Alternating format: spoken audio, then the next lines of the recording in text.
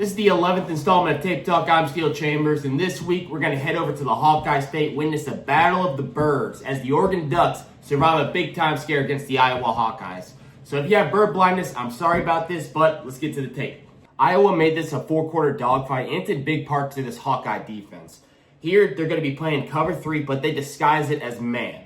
Oregon's going to be running 4 verts against what they see as man coverage, and you'd think with this middle-of-the-field safety popping out, it might give it away. But I just think that they see this as a deep safety in a cover 1.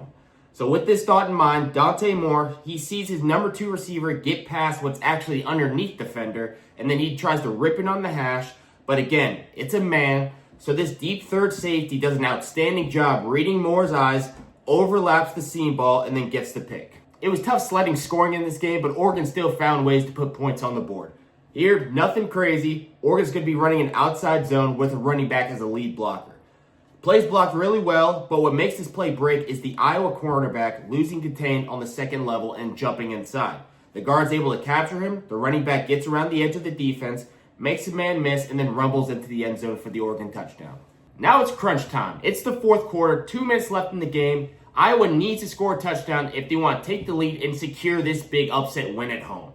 So they line up in an empty set, they spread it out against an Oregon defense that's going to be running a quarters coverage and aggressively bracketing these Iowa receivers. Then on the inside, they're only going to be rushing 3 men and then leave a linebacker as a spy on Mark Gronowski. Quick little lesson here. Quarters is a lot to explain, but for simplicity's sake, in the red zone, you can see it as an in and out man where they drop down a safety as an extra man. So if you have 3 receivers to one side, they'll drop down a safety, play in and out man with 4 guys. If you only have 2 receivers, they'll do it with 3 guys. So you always have 1 extra. It just kind of makes things easier in the red zone whenever a lot of weird stuff happens. So they've got everything covered on the outside. They have a spy on the QB, but Iowa's going to test this spy, and they're going to run a QB draw. What this is, it's going to be a fake drop back pass, and then he's just going to run it. And honestly, it works out really well. The DBs all have their eyes on their coverage. The linebacker gets caught up in the interior line, and Iowa just struts in the end zone and takes the late lead in the game. Iowa puts the pressure on them in this game, but Oregon, they find a way to win down the stretch in the crunch time, and it's in big help to this absolute rope by Dante Moore to set him up for a field goal. Oregon's going to be running a 2-minute drill where they need to get in the field goal range in order to have a chance to win the game. Iowa's in a split coverage where the bottom of the screen is in zone and the top is in man, but we're only going to pay attention to the top here.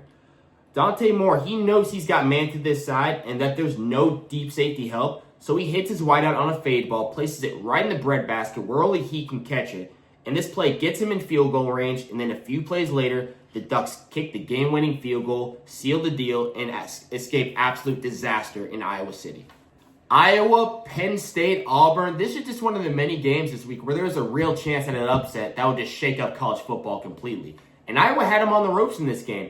It was at home, Kinnick Stadium, a very hard place to play. Everyone knows that. It was shitty conditions. They were winning with 2 minutes left to go.